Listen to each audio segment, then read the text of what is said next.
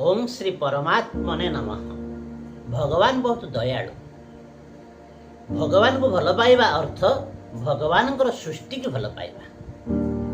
भगवान ए सृष्टि रे सर्वत्र विद्यमान, कहीं भगवान को द्वारा ए सृष्टि से होचନ୍ତି स्रष्टा।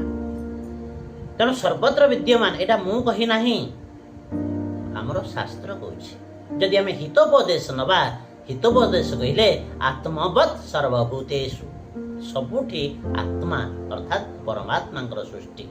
भागवत कहले काष्ठ पाषाण तरु द्रोण सकल घटे नारायण, से सबुठी विद्यमान अछंती। रामचरित मानस भी से कहले, रामचरित मानस कहउचंती सिया राममय सब जग जानी करहु प्रणाम जोड़ी जुग पानी। अर्थात भगवान ए सृष्टि आ भगवान ए सृष्टि सर्वत्र विद्यमान।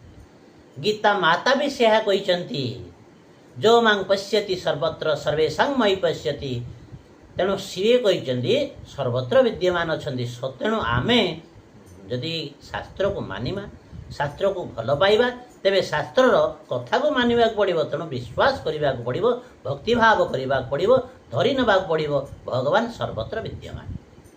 तेणु जदि भगवान को आमे भल पाउचे, तेबे सबुठारे भगवान को आमे देखिबा, स्वरूप को चिंतन करिबा, तेबे आमे दुई हाथ जोड़ी भगवान को प्रार्थना करिबा अपेक्षा भगवान को स्वरूप मन करी तो समस्त को आमे गोटे हाथ जदि साहाय्य करिबा, अनेक गुण रे भल हबो।